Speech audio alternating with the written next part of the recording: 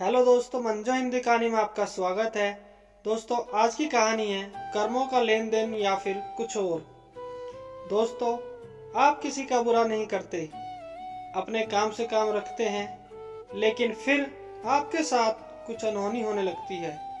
जैसे कि घर में लड़ाई झगड़े, एकदम से काम धंधे में नुकसान होना, अचानक से किसी संतान का बीमार हो जाना और कोई लाइलाज बीमारी का होना। तब आपके मन में ये सवाल जरूर आता होगा कि ये सब मेरे साथ ही क्यों?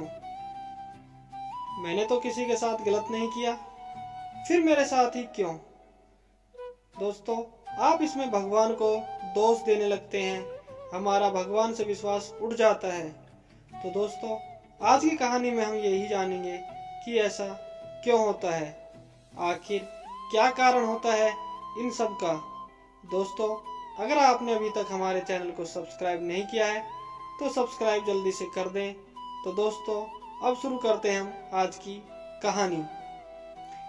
दोस्तों, बेटा बनकर, बेटी बनकर या फिर किसी का दामाद बनकर या घर में बहू बनकर कौन आता है जिसका तुम्हारे साथ पिछले जन्मों में या आपके कर्मों का लेना देना होता है। लेना देना नहीं होगा तो नहीं आएगा, ऐसा भी कोई ज़रूरी नहीं है।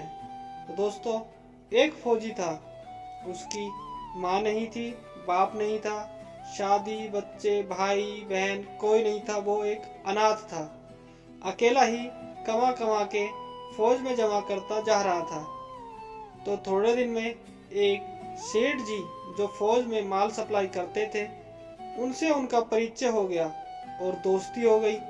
सेठ जी ने कहा, जो तुम्हारे पास पैसा है वो उतने के उतने ही पड़ा है, तुम मुझे दे दो, मैं कारोबार में लगा दूंगा, तो पैसे से पैसा बढ़ जाएगा, तुम्हारा भी फायदा होगा और मेरा भी, इसलिए तुम दे दो।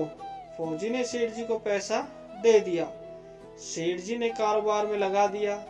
कारोबार उनका चमक गया, खूब कमाई होने लगी, कारोबार बढ़ गया। थोड़े ही दिन में लड़ाई छिड़ गई। लड़ाई में फौजी घोड़ी पर चढ़कर लड़ने गया। घोड़ी इतनी बदतमीज थी कि जितनी जोर जोर से लगाम खींचे उतनी ही तेज भागे।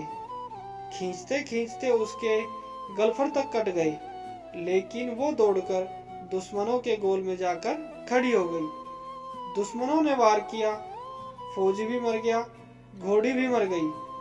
अब सेठ जी को मालूम हुआ कि फौजी मर गया, तो सेठ जी बहुत खुश हुए कि उसका कोई वारिस तो है नहीं, अब ये पैसा देना किसको है?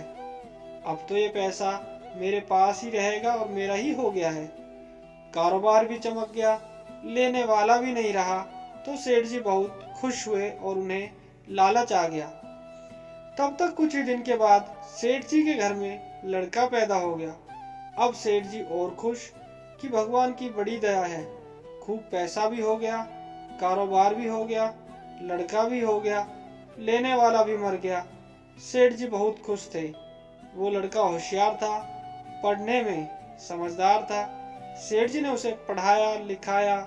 जब वह पढ़ लिख कर बड़ा हो गया तो सोचा कि अब यह कारोबार संभाल लेगा, चलो अब इसकी शादी कर देते हैं।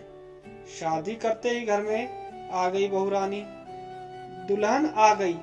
अब उसने सोचा कि चलो बच्चे की शादी हो गई, अब कारोबार संभालेगा और हम नहा लेते हैं गंगा जी। लेकिन कुछ दिन में बच्चे की तबीयत खराब हो गई।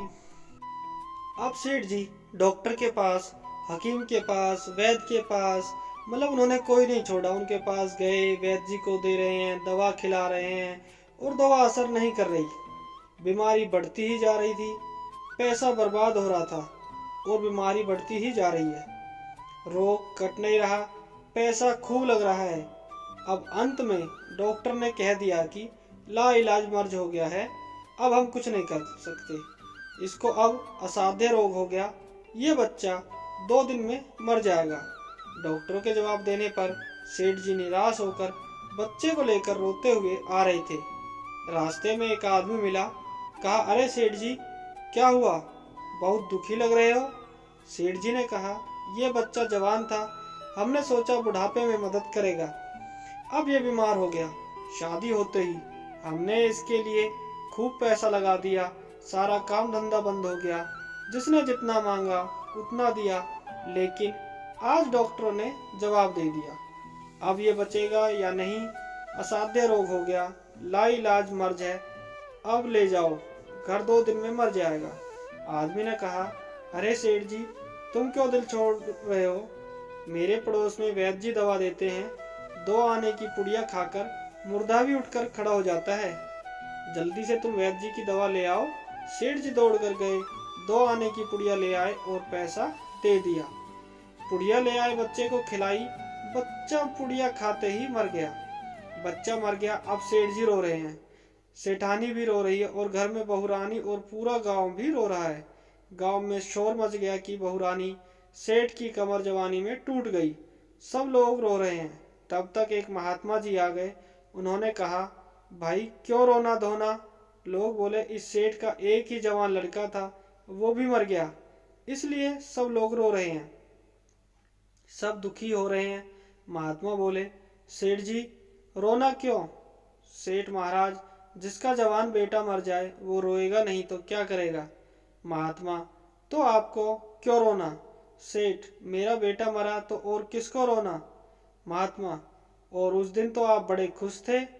सेठ, किस दिन? महात्मा, फौजी जिस दिन पैसा दिया था। सेठ, हाँ, कारोबार के लिए पैसा मिला था तो खुशी तो थी।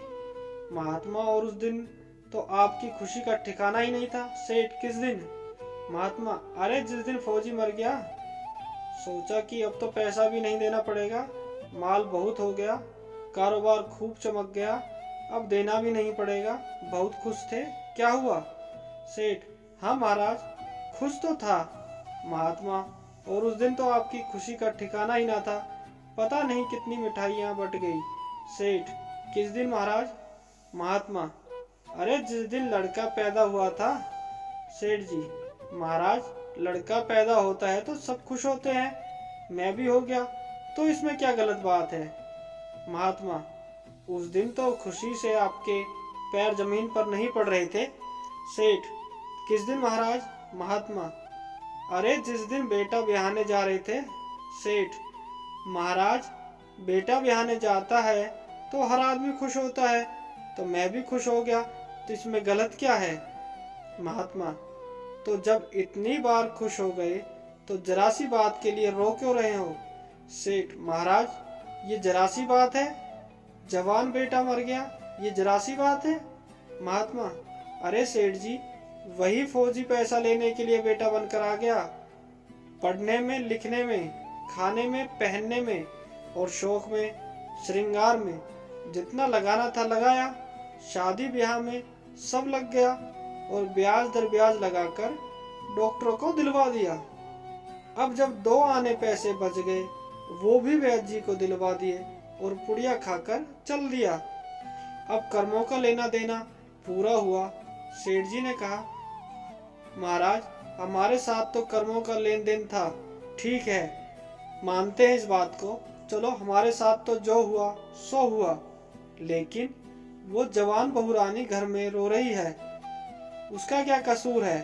जवानी में उसको धोखा देकर विधवा बनाकर चला गया, उसका क्या जुर्म था कि उसके साथ ऐसा गुनाह किया? महात्मा बोले, यह वही घोड़ी है जिसने जवानी में उसको धोखा दिया, इसने भी जवानी में उसको धोखा दे दिया। वैद शास्त्र व पुराणों के साथ साथ सभी साधु संतों का कहना है कि यह संसार कर्मों का लेखा जोखा है, इसमें जो जीव चैतन्य है वो समझदारी से भवसागर पार हो जाएगा। दोस्तों, अगर आपको ये कहानी पसंद आई तो कृपया वीडियो को लाइक कर दें और हमारे चैनल को सब्सक्राइब जरूर करें। धन्यवाद।